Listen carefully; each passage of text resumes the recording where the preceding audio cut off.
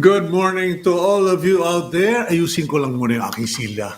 Medyo tayo ay nababansot na naman. Okay, good morning to you out there. Welcome to the program Agenda. I'm your host, Cito Beltran, welcoming you today on the 27th of October 2021, Wednesday po. Konti na lang, malapit na ang Halloween, and pagkatapos noon ay ano ba yun? 30 po, 45, 45 days, Pasko na naman. But it's Christmas for many places. So I do hope many of you are beginning to develop a cheerful attitude and choose to be cheerful in spite of COVID-19, in spite of what's happening. As I mentioned, it's 27 October 2021. The time is 8:01. And thank you for all of you who are subscribed to Cignal TV, and especially for those of you watching Agenda on channels 8 and 250. And you can also tell your friends that we are also on facebook.com/OneNewsPH and on YouTube, One News PH. Okay, so we also want to thank PLDT for their home fiber optic internet service here in Lipa, Batangas. And okay, we will carry on with the day. Let's get on with our daily starter. Daily starter, the only difference between a good and a bad day is your attitude. Recently, I saw a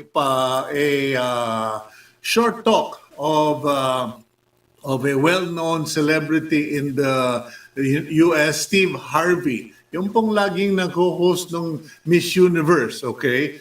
And I remember him giving a talk about this is your choice, because some people will wake up saying masama yung pakiramdam, ay nako, I have nothing better to do today, or they just start out with negative thoughts, and it essentially turns into a bad day. And that's our daily starter, because it's really a matter of choice. To be honest, last night was a very sad evening for me, because I found out that a good friend who's much younger and a lot healthier than I am passed away because of COVID-19. He had an asthma attack, and then he had a heart attack, and he passed away.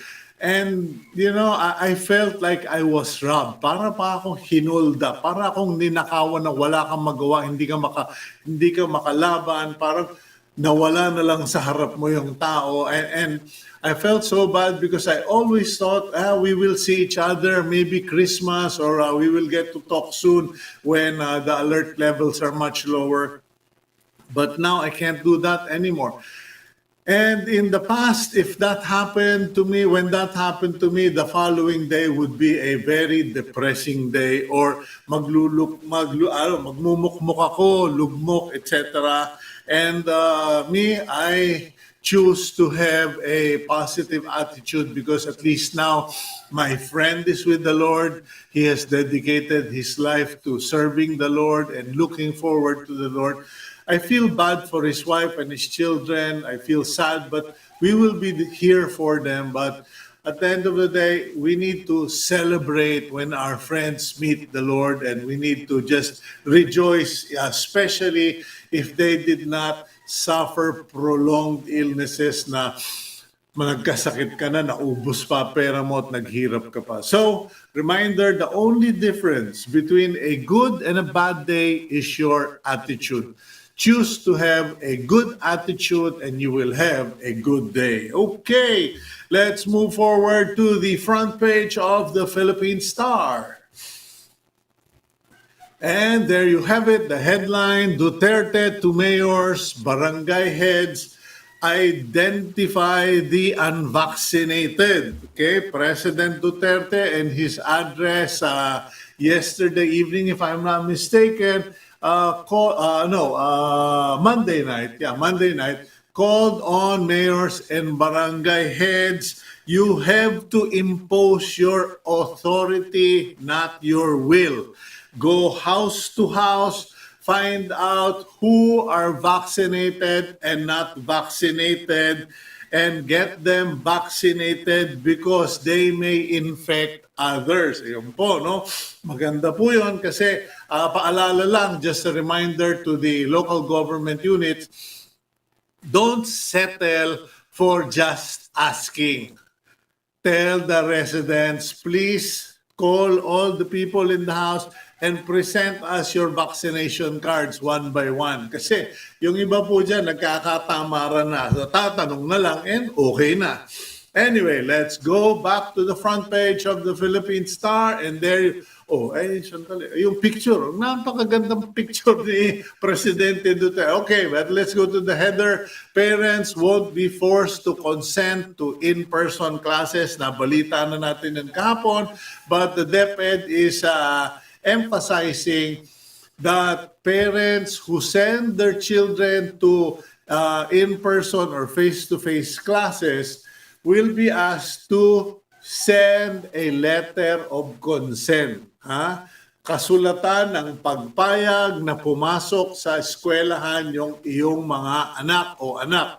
On the other hand, parents are not to be forced by principals or teachers or barangay people to send their children to school kasi it is a parental decision.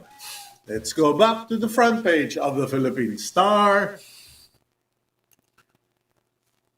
On the left side, we have the header, enough vaccines for third doses and boosters. According to Undersecretary Maria Rosario Vergere, there are more than enough vaccines on hand for the scheduled third doses and boosters as suggested by the World Health Organization. Vergere said that by November, there will be more arrivals of vaccines to the tune of about 25 million in total. So, sapat na sapat po ang supply ng mga bakuna. And go back to the front page again. And ito po, may survey. Survey na naman. Ito yung 57% say quality of life worsened in past year, according to the Social Weather Station Survey or SWS. They conducted a survey from September 12 to 16. 57% said sumama their quality of life became worse. 13% said their quality of life improved. 29% said it's same. And the biggest jump from negative 30 to negative 51 was in Metro Manila. Mindanao followed from negative 31 to negative 47. And in Visayas, negative 40 to negative 46. Okay, so ayan po, no, yung SWS survey. But please, no, that is the results of the people they surveyed, not necessarily the entire Philippines. It could have been worse or could have been better. We don't know. So mahirap kasi dyan yung mga survey na yan eh. Na-survey 1,000, Pilipinas na. Okay, sabi mo na 5,000 na sinurvey. COMELEC eyes online presidential debate. As expected, the Commission on Election is now seriously planning, if not has decided, that there will be no online face-to-face presidential debates in the coming campaign or elections. Everything, as far as they're concerned, should be online at walang audience, walang mga pala, walang mga meron. Now, that's good in one sense, but perhaps it would be good if the COMELEC followed the US version na pakita yung mga kandidato, pero walang pala, walang meron. Walang pala meaning walang palakpak, no clappers. Okay, live clappers. Okay, back to the front page of the Philippine Star. And there you go. World's top 10 women-led firms include 4 from the Philippines. Okay, sa 10 mga kumpanya, 10 top companies in the world that are led by women, 4 are from the Philippines, namely SSI of Zeni Tantoco, Victoria Milling led by Mini Chua, Phil Invest Land led by Josephine Gochanum Yap, and RRHI or Robinson's Group led by Robina Gokongwei. So, yung pong mga nagsasabing third world country tayo, sa lahat ng third world country, itong pinaka most gender driven, hindi naman driven, pero we are conscious and alive, okay, in terms of equality of women. Now, next up, okay, yan, good news pa rin. COVID-19 cases down to 4,393. Ang deaths mataas pa rin, 135, and as I predicted, we have now breached 42,077.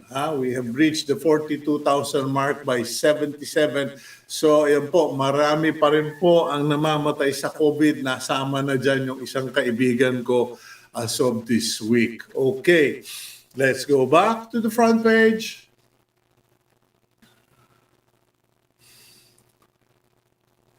DOTR backs proposal for 100% PUV capacity.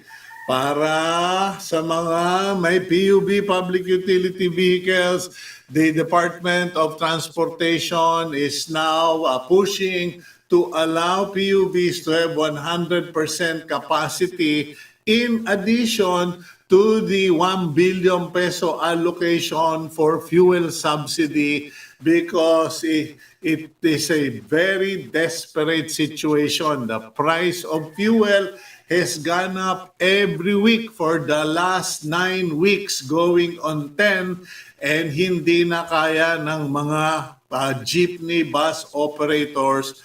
And if nothing radical is done, we may all end up riding bicycles. So the DOTR is pushing for 100% capacity.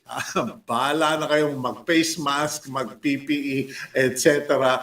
para lang ma-safety. Pero no standing room, okay? Walang SRO. Okay, and after that, our next bit of good news, Trade Secretary Ramon Lopez on the right, and South Korean Minister of Trade Yo Han-koo are shown during a virtual ceremony in the conclusion of their free trade agreement to boost trade and investment ties between Korea, South Korea, and the Republic of the Philippines. Congratulations to both trade officials, especially to Secretary Mon Lopez. And there we go, at the lower left, strongest bank in the Philippines, according to the Asian Banker, an organization that basically honors banking institutions, or is a group of banking institutions. Metropolitan Bank and Trust Company, or Metrobank, was chosen as or awarded as the strongest bank in the Philippines. Okay, yan po. So let's okay, sige lang. Go back to the front page, please.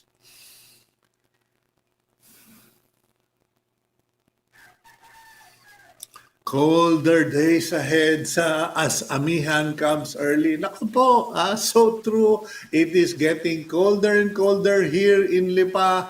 There are days na nakalong sleeve na kami, especially when it rains in the afternoon. So please, be conscious of this, ladies and gentlemen. Maski nga ako sinisipon na. So the winds have changed, and the Siberian winds have been flowing, so lalamig at lalamig sa Pinas. Please take care of yourselves. And that's a welcome news. It will be cheaper on the electricity as many of you will use your air cons less and less, but babawi naman kayo sa water heater. Okay, moving forward. We have the last piece of news in the front page. Isko Moreno, former mayor of Manila. Ewan ko, ano ba kwento doon, Arbic? Mayor pa ba siya? Alam ko, di ba, considered resign ka na pag nagkandidato ka. Isko blasts environment executives over Dolomite Beach, Dolomite. Kasi yung Dolomite sa Italy yun eh. Dolomite Beach overcrowding. Okay, ayan po, nagalit si Isko Moreno kasi libo-libo. There were thousands of people who were allowed to enter the man-made beach in along Rojas Boulevard, and it became a high-risk super spreader location for COVID-19. So Isko Moreno is pushing the for the IATF to file cases against DNR officials. Okay, so ayan po, no? Medyo titingnan natin kung anong mangyari dyan sa mga DNR official na yan. Kasi ang tanong dyan, DNR official ba ang may kasalanan? Local police ba ang may kasalanan? Yung DNR marshals ba? I guess as far as Isko Moreno is concerned, it is accountability. Kumbaga you're the boss, you must be responsible. Okay, let's go on to our program. Let me just check here kasi ang tayo ay today we have invited Department of Labor and Employment Secretary Silvestre Bello to be our guest, so we can talk about his candidacy, about the labor issues in the country, what are his plans, etc. But he's still fixing his communications there. So allow me to just make some comments kasi meron po tayong mga nagte-text dito, and one of them is thanking me for what I have been writing in the Philippine Star tungkol po doon sa mga smuggled Ferrari. Kasi according to the Bureau of Customs, they are hunting down 78 smuggled Ferraris or Ferraris na hindi fully tax paid. So ayun po ang sitwasyon, and I've been writing about it. Apparently, may mga tina-target na ang BOC. But anyway, we will go to that if we have time later. But in the meantime, let's bring in our guest for the day, Secretary Silvestre Bello III. Okay, Sec Bebot, good morning, sir. Good morning, Cito. How are you, sir? How are you doing this morning? Ikaw ba fully recovered ka na? Hindi ba na-COVID ka a month ago? Yung ibang kilala ko kasing na-COVID, ang tagal bago nakabawi, but you seem to be looking good. Okay naman, Cito. Actually, asymptomatic naman ako nung na-COVID ako eh. Parang false positive eh. Buti na lang hindi ka buntis. just trying to lighten the morning, Mr. Secretary, kasi pag binasa mo yung mga balita, puro na lang sakit ng ulo. So let's go back to the reason why we have asked to guest you here. First, your decision to run for senator. Nung huli tayo nag-usap, parang hard to get ka pa eh. Ayaw mo pang sumagot, pero biglang tatakbo ka na raw for senator. Conditional yun, Cito. I have made clear my statement na I will only run if Mayor Sara Duterte will run for the president. Okay, can you explain that if you don't mind, Sec Bello? Kasi the whole program is for you this morning and we have time. So I'm kind of wondering about that. How come you, Secretary Harry Roque, you guys are all saying, I will run if Sara runs. But people look at the candidate, not at the candidate's allies. Why the condition? Well, unang-una, Sito, I don't see a situation na tatakbo kami without a standard bearer. Oo, tatakbo kang senador, wala kang presidential candidate, nobody will take you seriously. Sabihin nila, tatakbo kang senador, anong programa mo? So, we But, have but to have a yeah, standard. but Bebot Bello is a legend in the field of labor and employment. You have served in previous cabinets. Nakailang presidente ka naman, Sec Bello? Apat na, Oh, Sito, apat. hello, kung may alamat sa larangan ng politika at gobyerno, ikaw na yung alamat dyan. You have served for four presidents. Yung nga, hindi ko rin maintindihan why presidents keep tapping me. Well, of course, I'm flattered by the fact na kinukuha pa rin ako. Pero, just, political luck siguro yan dito. Well, you're being modest, Mr. Secretary, but I don't think four presidents will get you sequentially and consequentially if you did not have the talent and the know-how. Now, as far as the Senate run is concerned, some people will be disappointed by your announcement that it's conditional. What will convince you to just go on ahead with or without any standard bearer? Well, as I said, Chito, sa tingin ko lang, I've been in politics for so many years, and parang hindi, hindi logical na tatakbo ka at unang-una wala kang standard bearer. Siyempre, yung standard bearer will come up with platform of government. Yun ang i-advocate nyo. Mahirap naman kung ikaw lang senator, ang programa mo lang will be limited to legislative functions. Kailangan ng ayan natin ngayon, yung program for the whole country and all the concerns of the country. So kailangan meron mag-advocate niyan. Mahirap naman, senator ko, papasukan ko na lang naman tungkol sa bangko, tungkol sa COVID. Kasi as a senator, ang basic function mo is legislation. Yes. So, mahirap naman kung tatakbo ka lang for senator, wala kang program for government that will redound to the benefit of the country. So, we need a standard bearer. And so happens, without denigrating the other candidate, I think, Mayor Sara is the most qualified. That's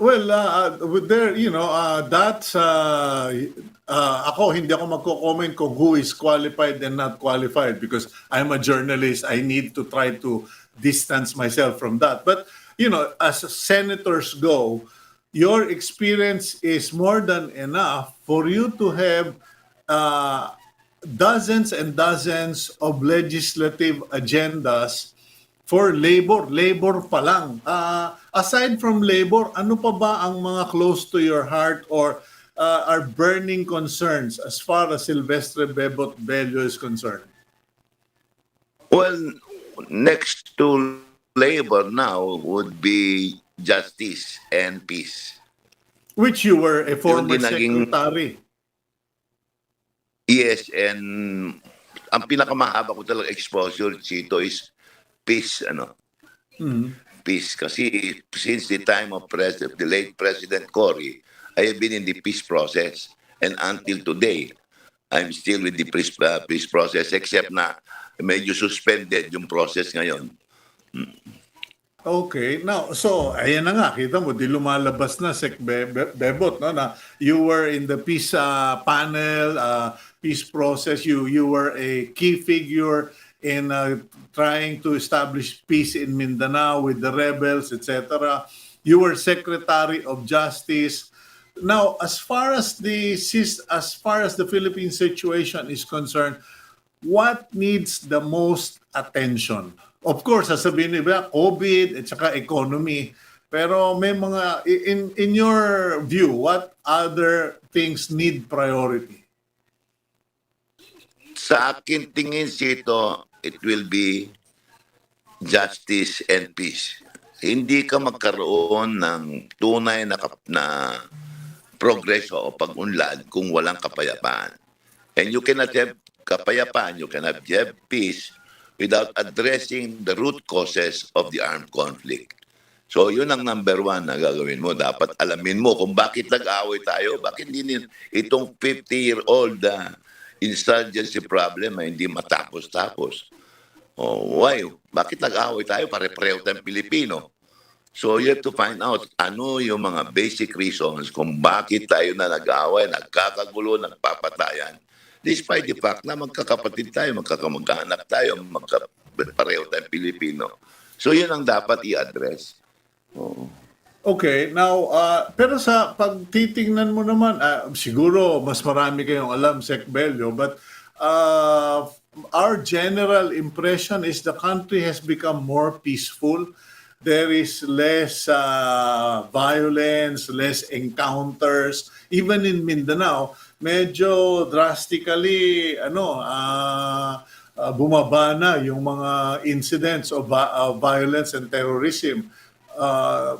Is it still a serious situation up to now?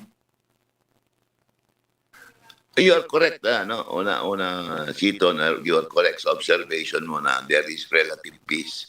Totoo yan, wala nang masyadong encounter, wala nang yung mga ginagawa ng mga insurgents na anong tawag doon, yung magbayad ka para hindi ka guguluhin, ganon. Wala na yon. That's the thing of the past. So, but ang kailangan talaga dyan, yung total peace. And total peace means wala ng poverty, wala ng injustice, and wala ng corruption. Ito yung ang dapat i-address. And in fairness to the President, talagang ito yung mga in-address niya. And that is why, as you observed correctly, nagkaroon tayo ng relative peace. Unang-una, hindi na ganong mahirap yung ating mga kabayan except na tinamaan tayo ng COVID. At were it not for COVID, ang ganda ng ang pick-up ng ating bansa. Umaakyat na tayo. Employment was going very high and speedy rate. Ang peace and order was improving. Ayun lang nga, tinamaan tayo nitong COVID-19 dito and it changed the whole spectrum. Nag-iba na ngayon ang mga problema natin. Yun. Okay, now, going back to your conditional candidacy, iniintay mo pa rin si Mayor Sara Duterte, and if she doesn't push through, you pull out? Yeah, that's my plan, Cito. I just pull out and then just finish my term as Secretary of Labor and maybe help somebody who I think would qualify to be our next president. Okay, and if it's not Sara Duterte, who do you think would come in as a close second?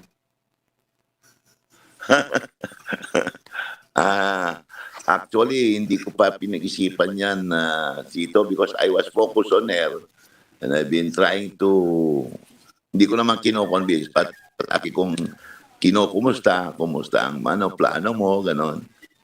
So, ayun, hindi ko muna napansin yung ating mga other candidates. Although in fairness naman, mukha naman okay yung mga nag-file na. Mukha namang okay naman sila. Okay, Pero if hindi you Opo. okay, if you pull out, does that mean there will be substitution? Kasi yan yung mainit ngayon, and I do hope, I honestly, kasi sek naman kasi huwag mo nang hawakan yung telepono mo, iwanan mo na yung telepono mo. Ikaw talaga, kasi ladies and gentlemen, you have to forgive Secretary Bello na snatch siya na kasi ito ng telepono. Kanya ayaw bitawan yung telepono. Teka, Cito, nandito ako ngayon sa Bahrain, Dubai. Okay. And and I'm on my way from Dubai. where we had the Asian Labor Minister under the Abu Dhabi dialogue. And from here, I proceed to Geneva to start my term as ILO chairman for the government sector. Ayun. Papasalubong kita doon sa pinsan kong isa sa mga opisyal doon. Kala mo Ganun ba? hanggang doon sa Geneva may mga bubuwit tayo diyan. anyway, So, anyway, I would like to meet him. okay. Sec Bello, so back to my question. What happens if you pull out? Do you already have a replacement waiting in the wings? I'm not being malicious, no? Kasi yun yung mga usapan ngayon na kailangan pag may umatras, dapat may papalit. Tama po yan. Pero Cito, hindi pa ako nag-file. Okay. Because, Kasi ang pagkabalita ko, nag-file ka na. and then, kasi nag-file yung kapatid ko eh. Yung, we have the same name. He's the junior and I'm the third. Kasi lahat kami sa family, we have the same name. Lahat kami Silvestre. Ayun. So he can pull out and you step in, or he can Yeah. just pull out and finish, no questions asked.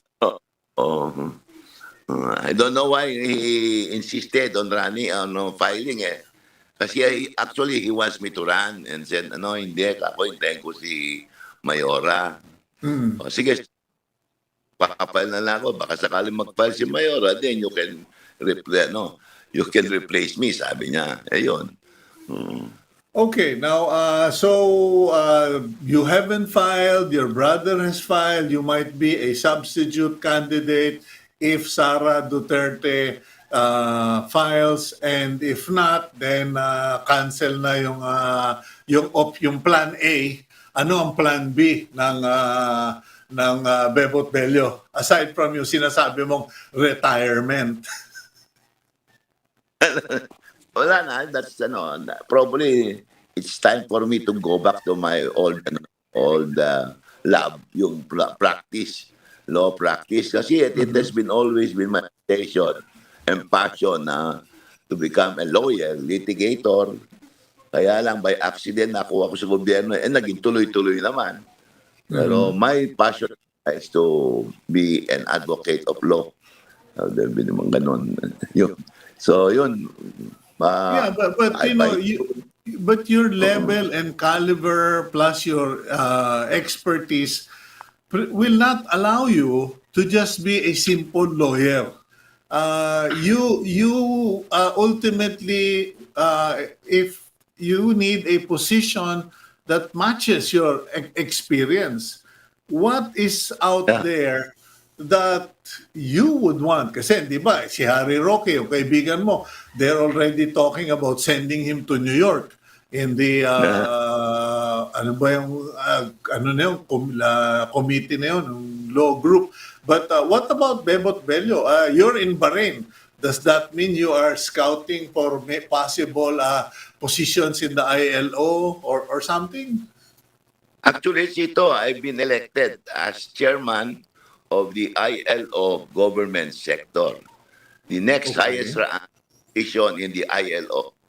Ayun I was elected, and that's the reason why I'm going there and now preside over the ILO government sector.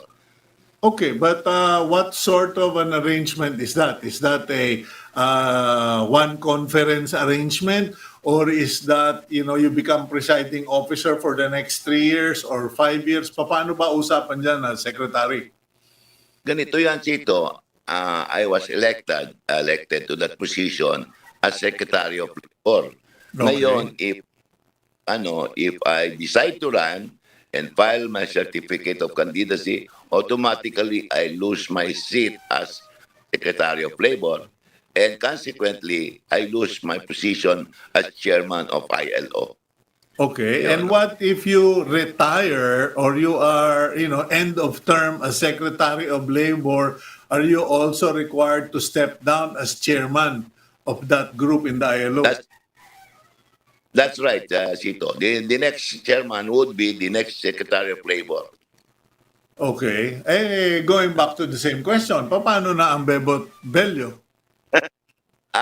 Well, kung halimbawa, mananalo yung presidente namin, and I did not run, and he or she feels that I can be still helpful, then I would consider staying in government with her. Would you consider international position? No, that's that's medyo malayo yan sa akin, Sito. I would prefer to be in the country, maybe as uh, in the Justice Department. Hindi naman ako pwede kasi sa Supreme Court dahil overage na tayo. Ayun. Pero my qualities or qualifications can fit and be more effective as a government bureaucrat. I remember that Secretary Duque was in the same situation before, and what he did was he ended up taking a position with the ano ba yon yung Civil Service. Civil Commission. Service. Yun, Civil Service Commission. And Yeah. it gave him tenure. So even if there was a change of president, he was able to stay on in public service or in government service.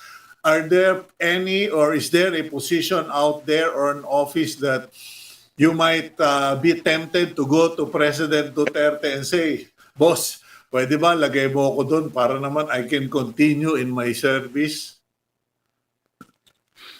Baka pag sinabi ko, baka marinig ni Presidente, baka sabi niya, yun lang hihingi ko. So I in will just- short, may naiisip ka. Lang sa ibulong ko na. Okay, mga kaibigan, ayan, nahuhuli na. Kumakagat na ang isda, hindi ko palang nabibingwit ng gusto. But we will go for a quick break.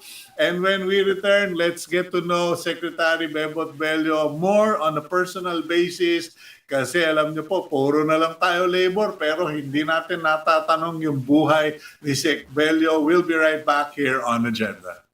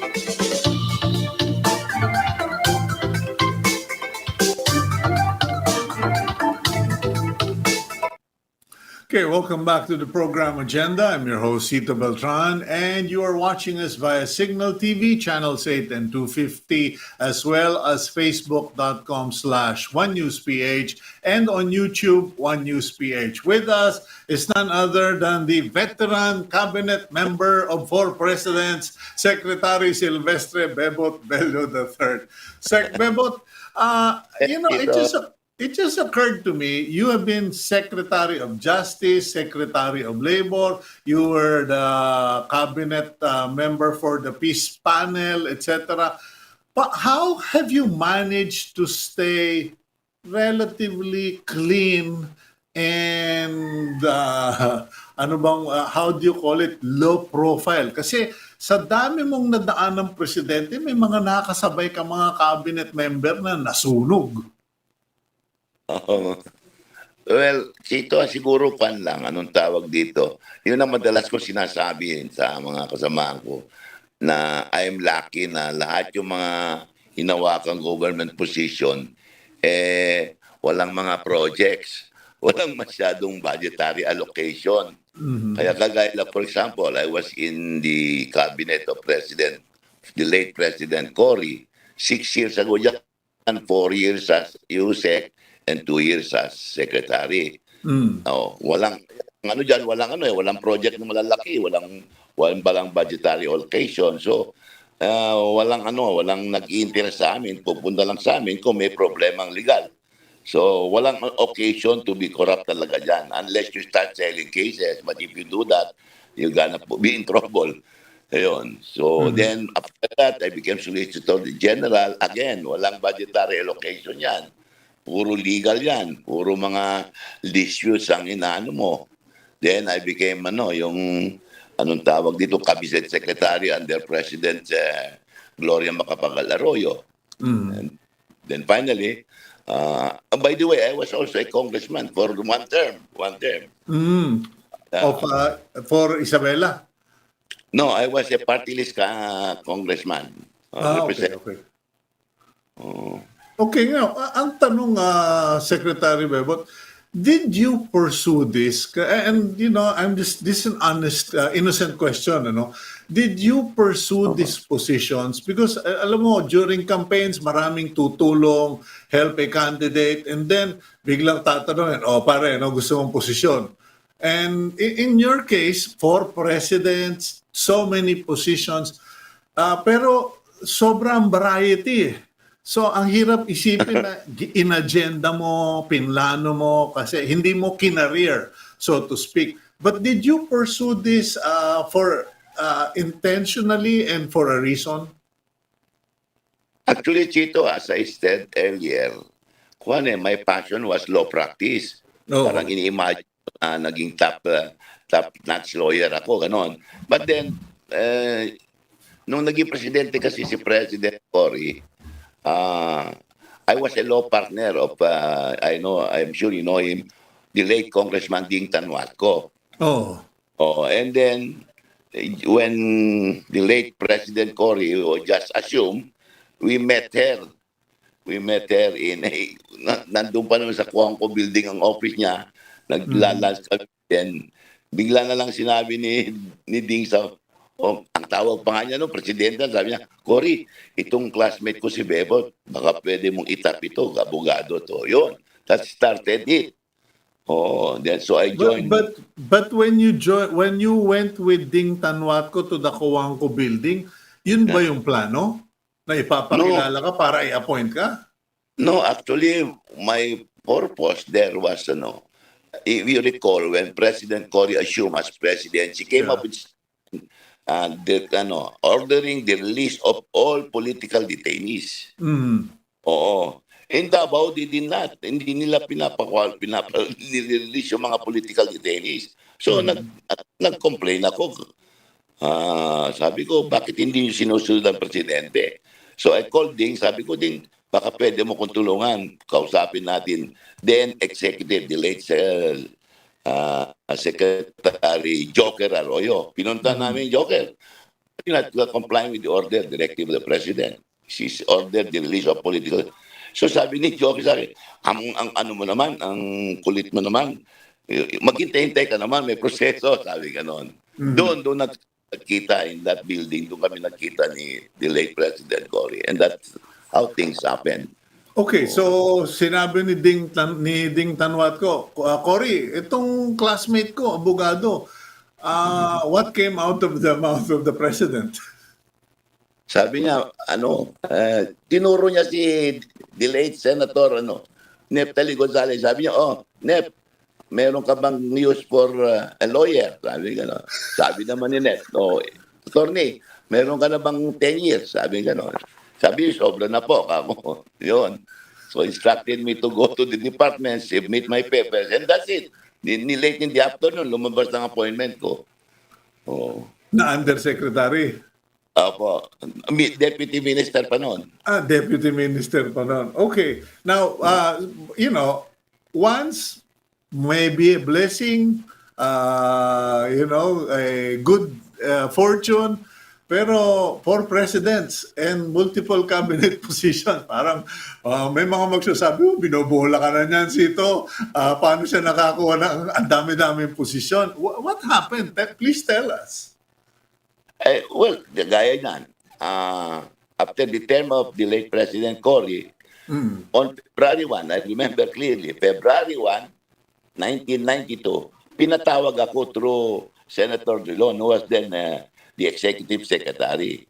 Pinatawag ako, and then nung nandun na ako, sabi niya, Bebot, pwede ba tulungan mo si Eddie? Sabi niya sa akin. Sabi ko, bakit ma'am? Kailangan namin ng kandidato para senador na galing sa Region 2 and Region 11. At wala kami makita. Ikaw yaw, sabi ni Frank, sabi ni Frank, taga Isabela ka, Region 2, at you're married to Edabawenyo, Region 11. Baka pwedeng pagbigyan mo ako, tulungan natin si Eddie. He was referring to former President Fidel Ramos. Sabi ko, ma'am, sino naman ako? Unang-una, I do not have the resources. Mas bagay si Secretary Delon ka ako. Hindi, sabi niya, ikaw daw kailangan Region 2 and Region 11. No, that's it. I could not refuse that. Yeah, but what was your role? What were you supposed to do? To run with Fidel Ramos. Okay. Yeah, that's why I ran with the former president. Okay, and when Ramos won, And we lost. Sabi niya, hindi kita pwedeng i-appoint dahil 1 year, may 1 year ban. yeah, what do you think of that 1-year ban, Secretary? Kasi nag-Secretary of Justice ka na, etc. Parang I personally disdain it. It's like all these talents are good enough to run for national office, but because they did not win in an election, in a democratic election, they are banned by law to taking appointive positions. I mean, what's your view on that? 1 year ban lang naman Cito. So, sabi niya, since you cannot be appointed, I will get you muna as my advisor on the peace process. So that's how I got back to the peace process again. I was with the Ambassador Howard, he was with. Even we had also some members or advisors of the peace process, the Secretary, General Biason. Even Secretary Drilon was also an advisor. So nagsama-sama kami dyan sa process na yan. Okay. And we made very substantial step forward dun sa peace process because for the first time, nagkaroon kami ng agreement on substantial issue, and that is the issue on human rights and international humanitarian law. Nagkaroon ng signing yan eh. Okay, now as far as peace processes go, we still have a internal conflict na although mas humupa na ng konti. What is the monkey wrench? Ano ba ang nakakagulo sa peace process? What prevents our country from, we're so small, the fighting parties are not that huge, but what prevents us from having full and true peace? Frankly, Cito, ang ganda ng galaw na ng peace process noon until the president lost yung kanyang initial confidence on the other group. Kasi parang, ano ba yan, nag-uusap kayo, tapos panay ang ambush, panay ang mga ginagawang conflicts. You tell them to be honest so that you can continue talking, sabi gano'n. So yun ang problema, yung lack of confidence on the sincerity of the other party to pursue the talks with government yon. So ayun, then we were overtaken. Maganda ng ano noon development. In fact, I was very, very hopeful na magkakaroon na ng signing of interim peace agreement. Kaya lang tinamaan tayo ng COVID. And we cannot go to the Netherlands where they're based to talk to them. And no face-to-face meeting. So ganun. Na talagang we were prevented by this COVID thing from pursuing the talks.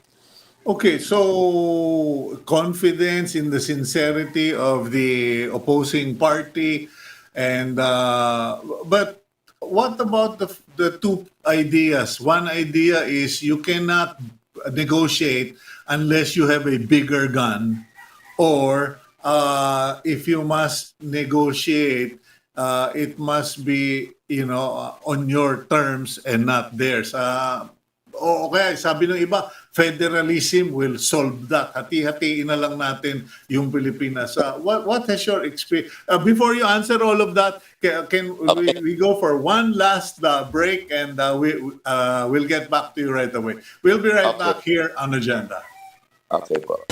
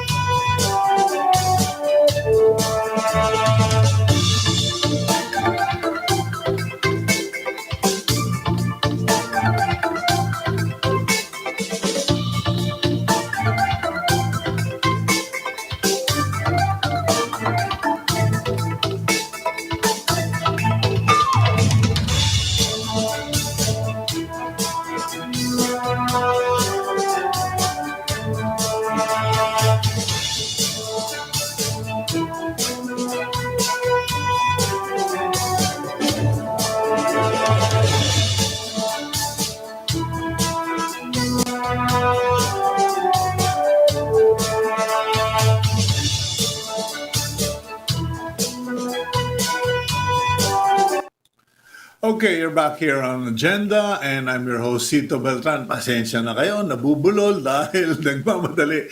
With us is Secretary Bello, who is in Bahrain, Bacanio, Abu Dhabi. Dubai, Cito. Dubai, wala na, hilo na ako. Kasi yung anak ko nasa Netherlands, yung etc. Dami ninyo, abroad. Ako lang ang local ngayon. Anyway, Sec Bebot,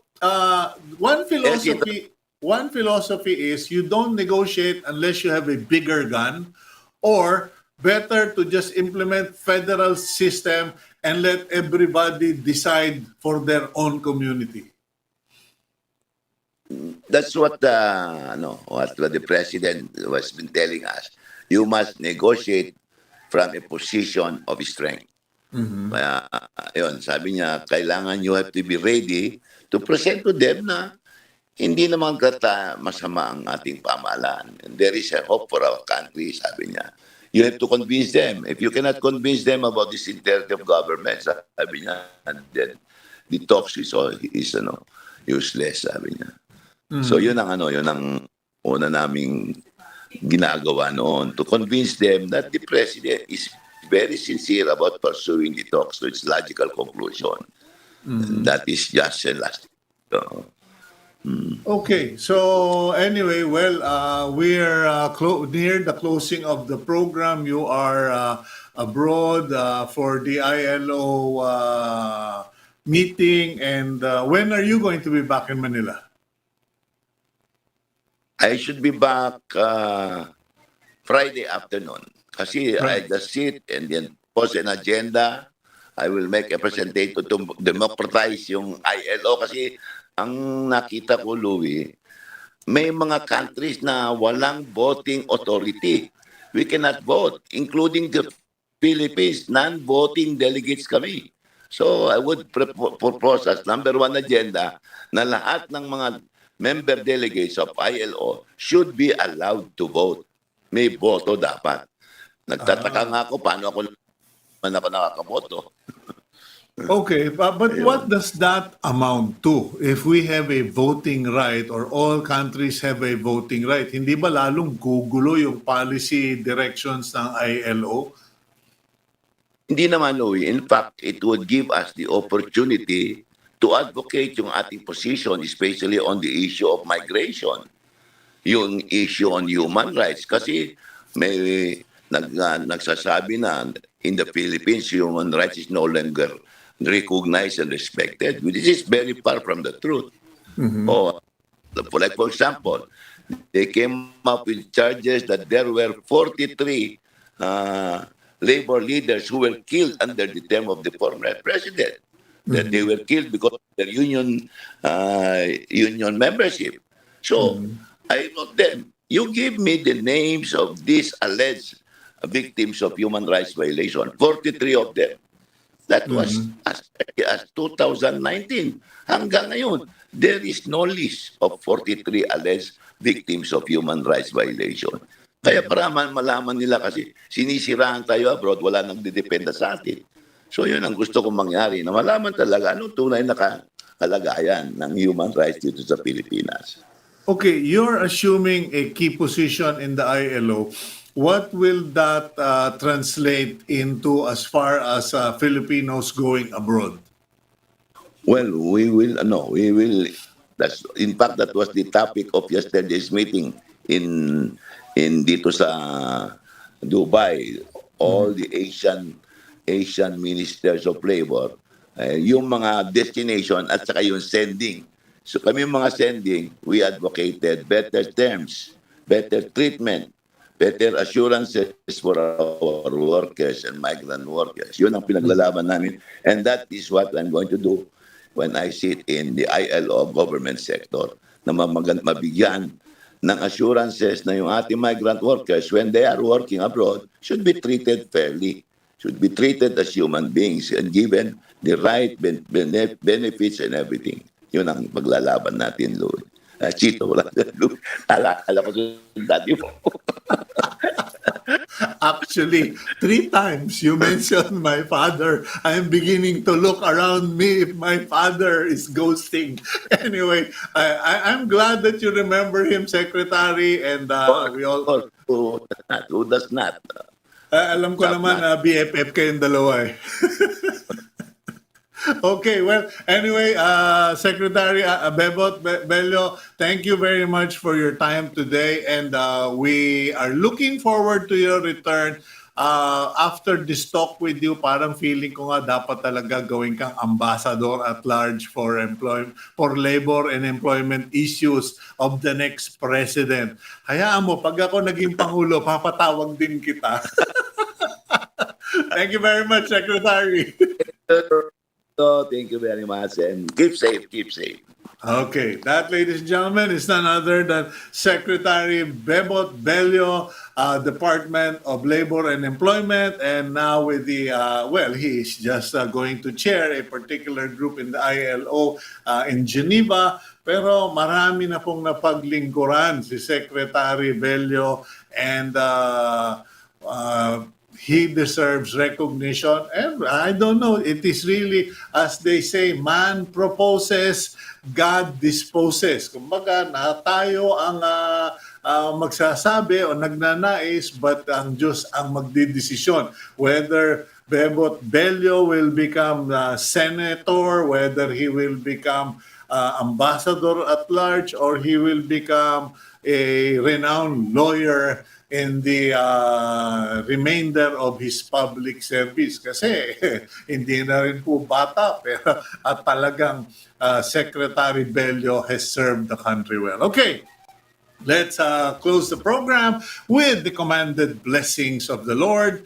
The Lord bless you and keep you. The Lord make his face to shine on you and be gracious to you. the Lord lift up his face toward you and give you peace. And I give my thanks to the Lord for giving all of us energy, strength, and wisdom in starting our day-to-day. Sana po kahit pa paano nakatulong, we somehow added to your knowledge about Secretary Bello, about government, about politics in the country. Continue to watch Agenda. Keep it here on One News PH. God bless all of you.